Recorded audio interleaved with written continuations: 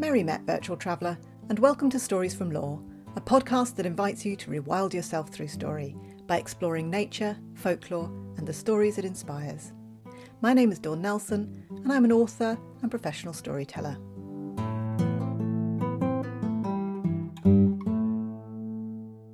The theme for this episode is fleeing food. So for the next 20 minutes or so, we're exploring some of the folklore, nature and stories surrounding gingerbread men, pancakes and bannock breads. If you haven't got a snack already, I suggest you get one, because in this episode, you're probably going to get hungry. For the story trail section of the podcast, come and join us in our kitchen as we make a firm family breakfast favourite, pancakes. Okay, so I'm in my kitchen. And I have my favourite recipe for pancakes, which is everyday pancakes from Mrs. Beeton's book. This is quite an old book that I got when I was a university student. Mrs. Beeton's book is actually very old. I say very old, it's sort of Victorian era. And this book has been reprinted and reprinted and reprinted. So Mrs. Beeton's, it is actually, let me give you the full title, Mrs. Beeton's Book of Cookery and Household Management. And there is a lot of really useful recipes in it because it just takes them right back to their basic ingredients. So the one that I'm using today is called Everyday Pancakes, and we use 4 ounces of plain flour, a quarter of a teaspoon of salt, 1 egg beaten. Now I have bantams in the garden, bantam chickens, so I need to use 2 bantam eggs because they're quite small. And if you have a very small variety of bantam egg, like a little sea bright or something like that, you're probably going to need about 3 of them.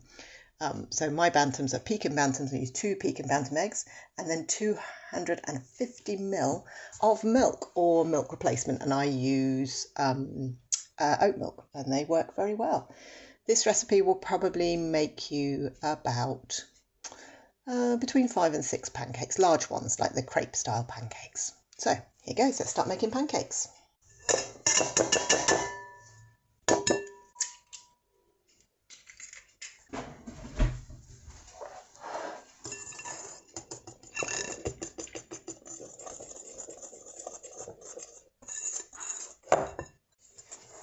Just gradually adding the milk, because if you haven't made pancakes before, this is the crucial bit. You need to just gradually add the milk so that you have like a paste with the flour, and then it just gradually gets thinner and thinner. Because if you add all the milk at once, you will clag up the flour. It's my expression, not Mrs. Beeton's. Clag up the flour and you'll end up with lumpy pancakes. And, well, nobody really wants lumpy pancakes. These pancakes are English pancakes. You make them very thin, they become crepes, which is French style of pancake. But they don't have so American pancakes, for those of you listening in America who don't know what I mean by an English pancake. In America, the pancakes they have, it's a similar recipe, but you put bicarb of soda in it to get that bubbly look that you get out of the thicker pancakes, and you put less milk because you want a thicker batter to make the thicker pancakes. And that way you get the American pancakes, which are not quite as large as English or French pancakes, and they are more like the sort of Scotch pancakes, because in Scotland they use a similar recipe to make Scotch pancakes. So there you go, all sorts of different pancakes. Today, though, I'm making English pancakes. I think if they are thinner as well, they're probably less likely to run away, aren't they?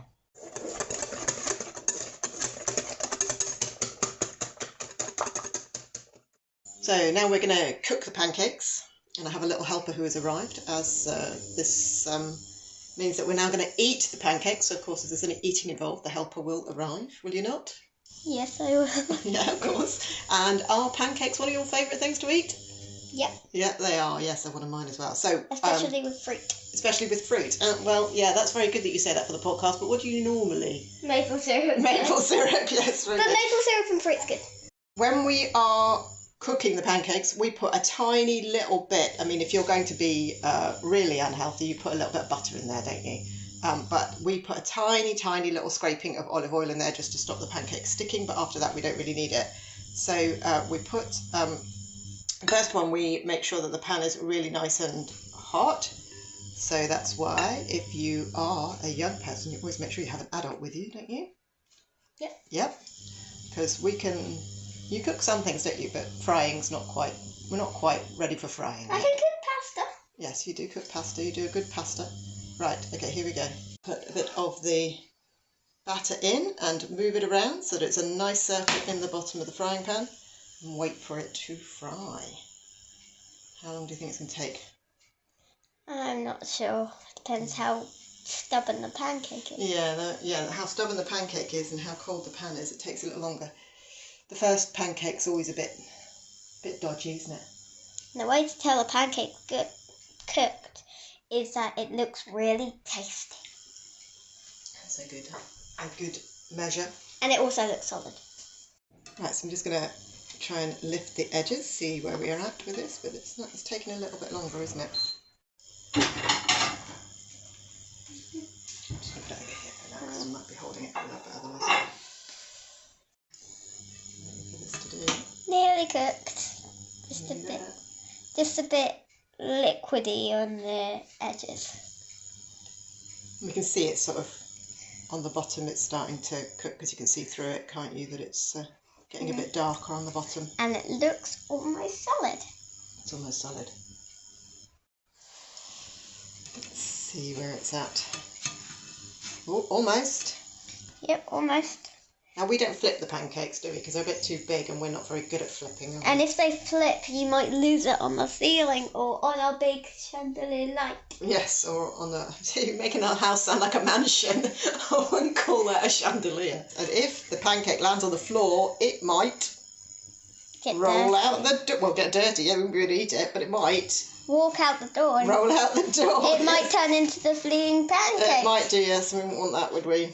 We want to be able to eat our pancakes. Yes. So here goes. That's Turn it over. There we go. Expertly done, wasn't that?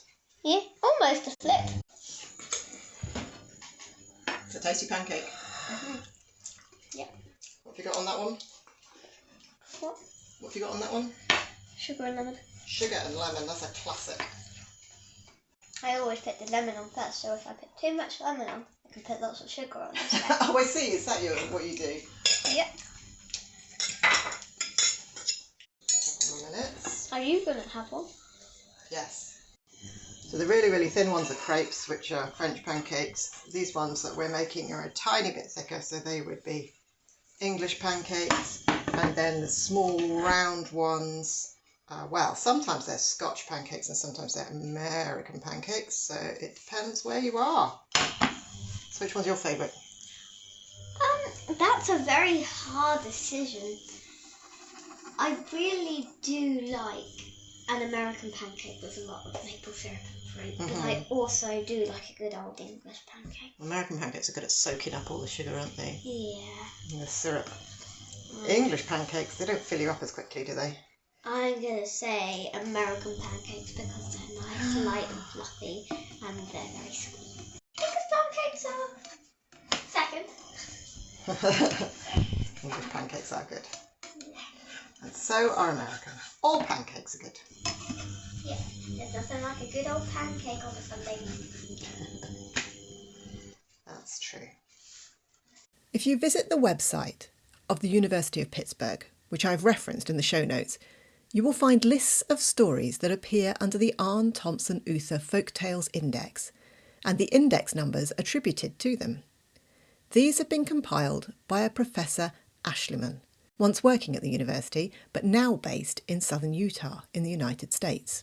If you're not familiar with the Arne Thompson Uther Index, also known as the ATU Index, and face it, unless you've been listening to this podcast for a long time or others like it, then you're unlikely to know what the ATU is, then let me just pause a moment to explain what it is. It's also known as the ATU Index, ATU standing for those three names, Arne, Thompson, Uther. Arne, Thompson and Uther were three folklorists from Finland, America and Germany respectively, and they created an index of the motifs used in fairy tale as a means of categorising them. This categorisation started in 1910 with Auntie Arne, and I don't mean your father or your mother's sister, Auntie as an Antti Arne, his name.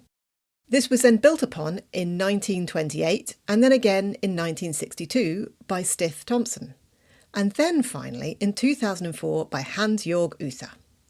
There is some debate in the storytelling world as to how useful this is, but certainly from an academic standpoint, it helps to know of other folk tales that have similar tropes and motifs if you're studying that particular trope or motif, and it saves you hours of searching for them yourself. The ATU for the Runaway pancake motif, that's the motif we're exploring in today's episode, is ATU 2025.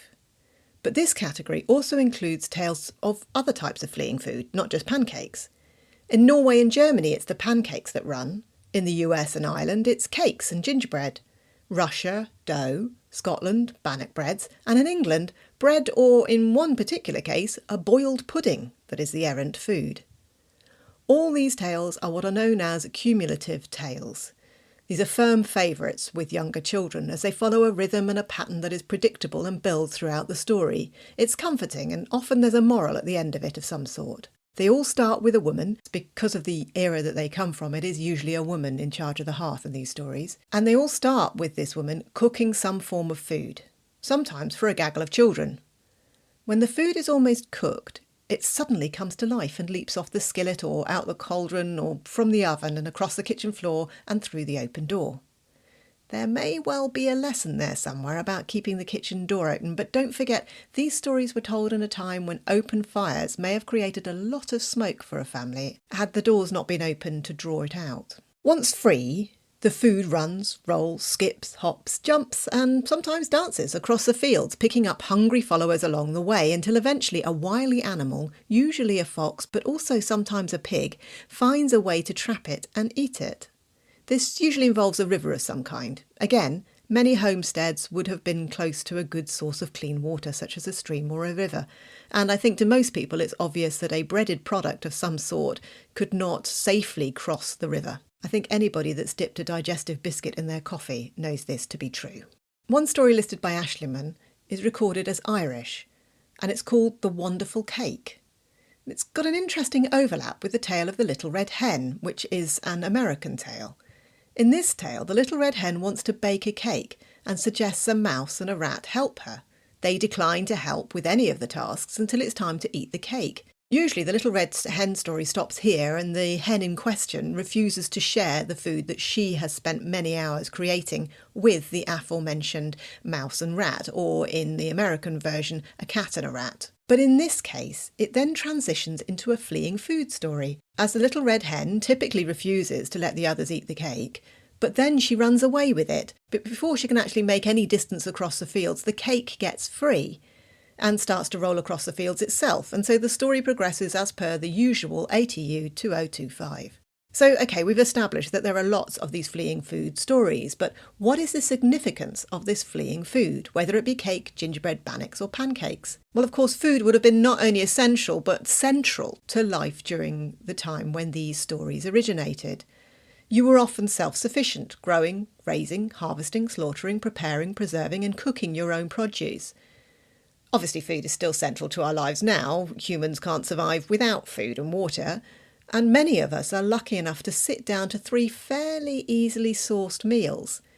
But if you'd grown, harvested, ground, prepared and cooked the bread that just leapt off your oven, you're not likely to let it go easily. And the value of food would have been felt even more during times of famine. This, combined with the fact that the flour used in the bread and pancakes was actually, more often than you think, harder to come by due to bad harvests, well, we can see why this is an important element and why they wouldn't have wanted it to roll away. Pancakes were also often the last meal that included eggs, fat and milk before the 40 days of fasting before Lent. And I repeat, you're not going to let it just run out of the front door. In the case of gingerbread, more so, as this recipe would have involved sugar and ginger, 2 items that were harder to come by. In fact, the stories involving gingerbread weren't recorded until the late 1800s, which makes sense, as this would have been a time when sugar and spices were more readily available, but still usually only used by the majority of the population in celebration cakes such as gingerbread at Christmas. It's also interesting to me that the pancake and the gingerbread are both associated with festivals in the Christian tradition. leading me to wonder if these tales evolved from the earlier fleeing bread tales to fit with the northwestern culture and the dominant faith of the time, which of course was Christian. So okay, that's covered the food and why you wouldn't want your food rolling away, which is, to be fair, is fairly obvious, but it's perhaps nice to just have a reminder of the time that these stories come from. But what about the pig and the fox, the animals that finally manage to eat the food that is running away? Well, in the case of the fox, people owning farms would have noted that foxes regularly nicked chickens and any other food they could get their hands on right from underneath their noses if they weren't careful. But in the case of the fox, this is a classic trickster animal in the English folktale tradition. The fox is clever, sly, and more than capable of tricking an unaccompanied breaded product into being eaten. Pig, however, is a less obvious choice, so here's my thoughts on that. In many myths, a pig is a magical being and extremely difficult to catch should it be on the loose. In Irish folklore, they are granted with the ability to hear the very grass growing. In English and Irish folklore, they are often associated with weather divination, the original meteorologist, and they are blessed with the power to tell when a storm is about to arrive. You can find a version of this little bit of folklore in the April chapter of Adventures in Nature, which is my book which is full of seasonal folk tales for all the family. This particular story is called The Weather Pig. The indication that there is a storm on the way often takes the form of the pigs stacking up the hay in their sties to hunker down and weather the bad weather. It therefore follows that they would have the intelligence to trap fleeing food. This, coupled with their omnivorous nature and ability to swim, in my opinion, makes them an excellent replacement for the fox in this tale. There are other tales of talking food which follow similar patterns, and many of these can be found in the collections of the brothers Grimm. The Straw, Coal and the Bean, number 18 of Children's and Household Tales, and The Mouse, the Bird and the Sausage, number 23, see the aforementioned objects and food forming an alliance and either setting out on a journey or keeping house together. Neither of these stories end well. Another is The Strange Feast, which is actually one of my favourites and is tale number 43 in the collection. And this tells the story of a blood sausage and a liver sausage. The blood sausage invites the liver sausage out for dinner. As the liver sausage is making its way up the stairs, yes, I assume it has legs anyway, it encounters a series of vignettes which act as warnings. The sausage ignores them and enters the house of the blood sausage only to discover that they themselves are the intended meal. The story ends with the blood sausage hanging out of the window as the liver sausage runs away down the street, with the blood sausage yelling after it that they would have eaten them had they had a chance. But it is not one of these stories that I would like to tell you for this episode. Instead, for this episode, I would like to tell you the story that is a firm family favourite and a regular in my repertoire. When I'm telling fleeing food stories, I tend to tell the Norwegian version, which involves a pancake. And I have a little twist at the end, which wasn't in the original Asbjorsen and Moe version. But it allows the audience to decide the final outcome of the story. And so here it is, The Fleeing Pancake.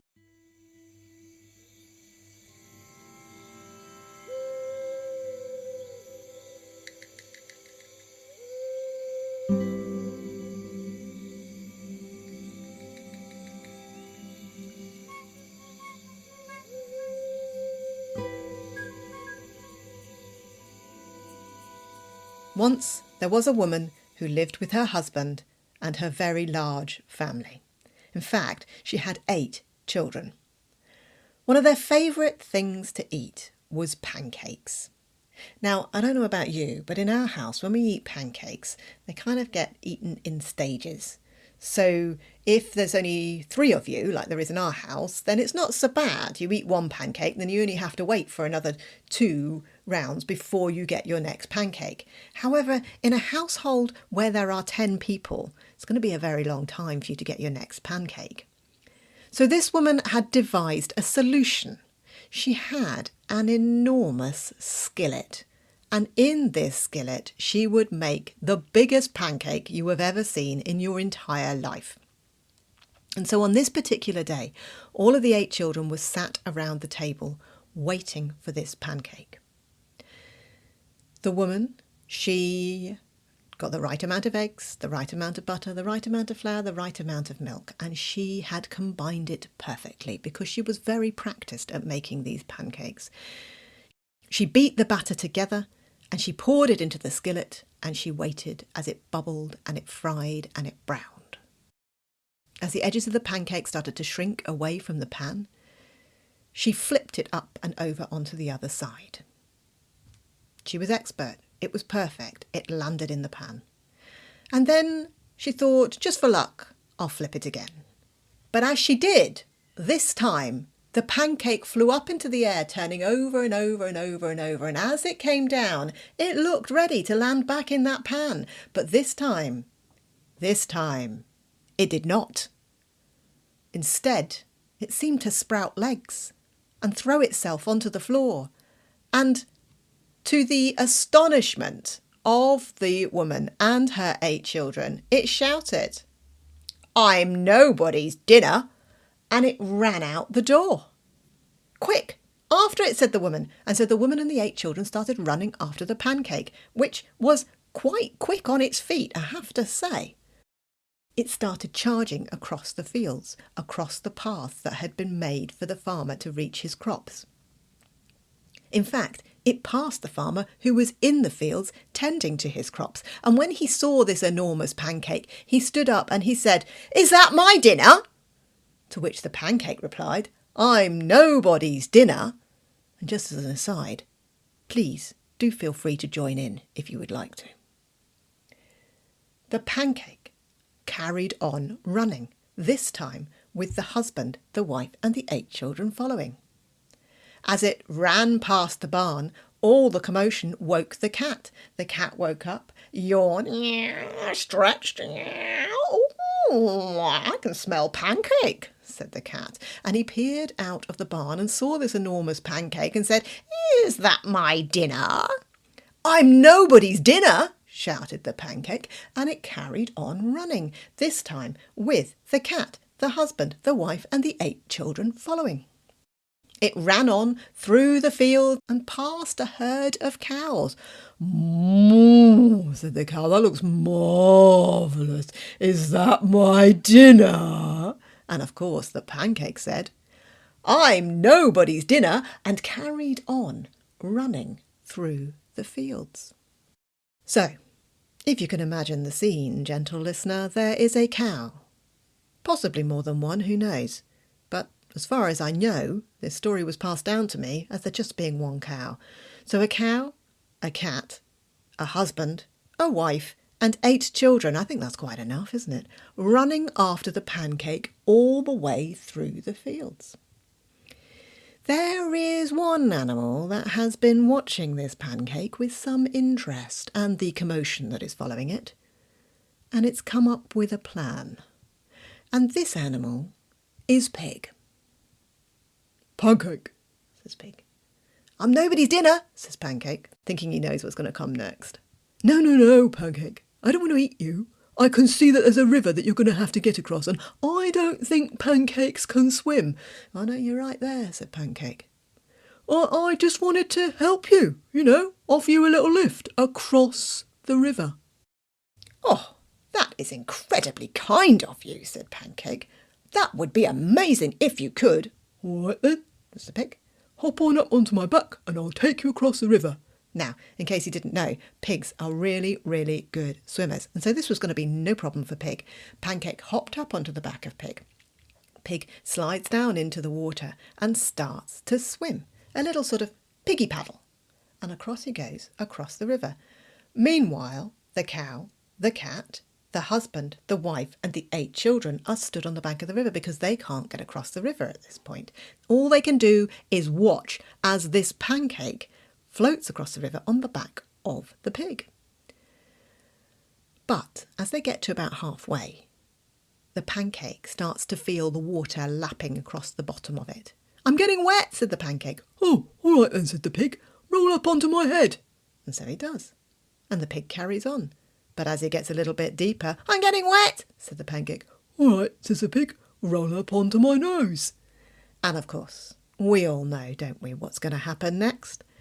As the pancake rolls onto the pig's nose, the pig opens his mouth really wide, flips the pancake up and eats the whole pancake. "Nom, nom, nom," says the pig. The pancake is no more, and the pig is very happy. So he turns around and starts to swim back towards the bank. But if you've been listening carefully, you'll know that stood on the bank is the cow, the cat, the husband, the wife, and all 8 children. And they are very hungry. So I'll let you decide what you think they might have all had for breakfast.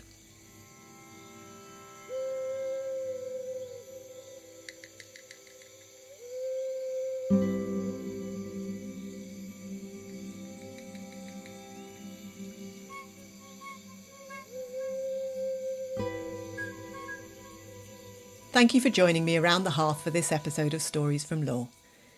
That's the last episode in season 4, and I'll be back with season 5 probably in the late autumn. For season 5, I'm going to do something a little bit different. If you look back at the last 4 seasons, there have been all sorts of subjects covered, mainly linking to nature, so plants or animals, but sometimes they link to people as well. But for season 5, I'm going to concentrate on fantastical beasts.